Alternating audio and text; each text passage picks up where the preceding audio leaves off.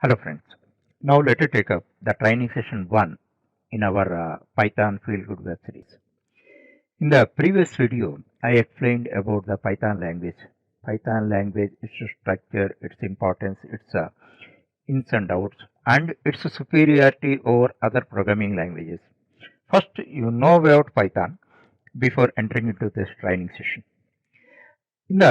In this training session, I am going to explain you 5 core concepts relating to programming.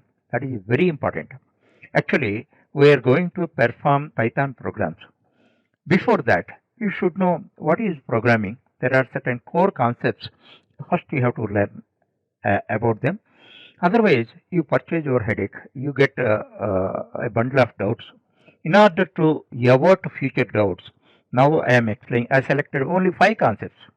5 concepts and explaining to you, that too from real life angle. Whatever may be technology is there, but every concept, as I told you already, I explain from a real life angle. That's why you can understand them very easily. Here, just I introduce the 5 concepts, whatever I am going to explain in training session 1. First, understanding computer program practically. Actually, how you evolve as a computer programmer. If you are able to write a computer program, by that you get experience and ultimately evolved as a computer programmer. That's why first you must thoroughly understand what is a computer program. The first and foremost important element that you have to understand practically from real life angle. The second one is understanding function oriented programming paradigm. This is simply called FOP paradigm. Actually, paradigm, this word may be new to you. Paradigm means you can understand as an implementation model. Actually, several tasks we implement in our day-to-day life, they can be implemented in different ways. So, the implementation model is called paradigm. Just one example I give you. You have to reach a destination. For reaching destination, you have different alternatives.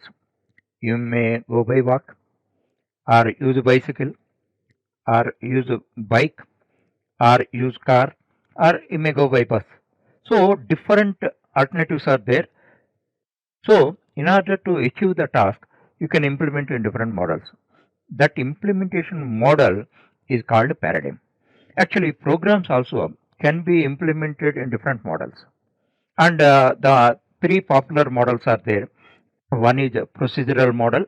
Procedural model means, like in mathematics, we write like steps, like the sequential steps.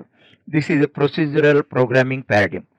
Second one is the most popular is FOP, function oriented programming paradigm. In function oriented programming paradigm, entire program is made as a collection of functions. These functions are like real life specialists. In real life, we see several specialists like carpenter, painter, driver, teacher, doctor, etc. and all that. So, a program is developed as the collection of functions. By collective contribution of all the functions, the task is performed. That is the model. This is a POP paradigm. Okay, this is second one. Third one is OOP paradigm, object-oriented programming paradigm.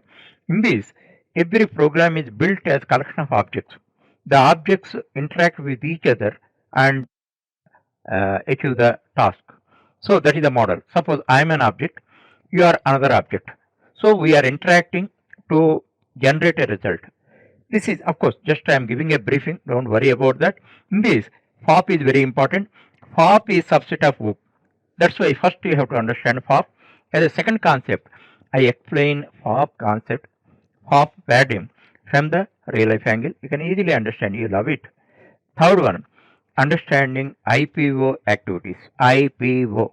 These are very important in real life or in programming. Actually, I represents input, P represents process, O represents output. Suppose everywhere, any system you take, they perform IPO activities. Just a simple example I give you, known example. Suppose this is a flour mill. Here is a slot. Here you put some grain, rice or wheat, etc. and all that. inside what happened, one grinder is there. What it does, it complete process, and ultimately floor is delivered from the slot, that is output. What are that? I, P, O. Like that, you feed a question to your brain. Your brain is a system. You feed a question to the brain processes it and gives result. So IPO, this is very core and all that. Every program perform the three core activities, IPO. Okay, that I explained in as a third concept. Fourth one is understanding data types and variables.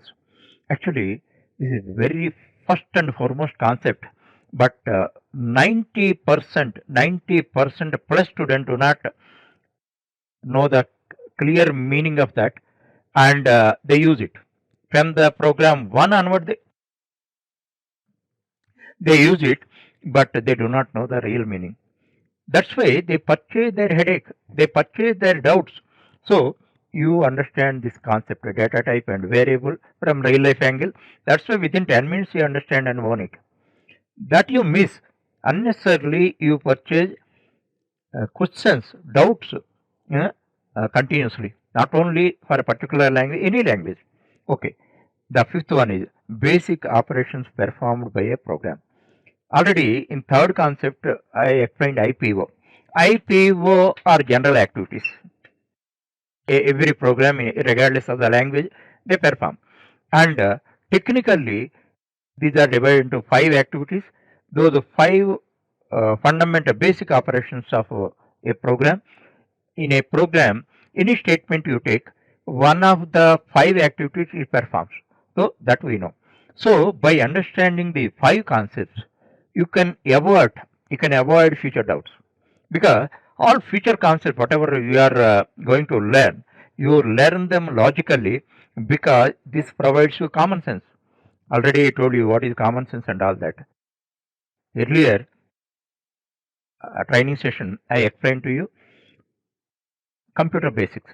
Because of computer basics, you can avoid many doubts relating to computer. Now I am explaining 5 core programming concepts.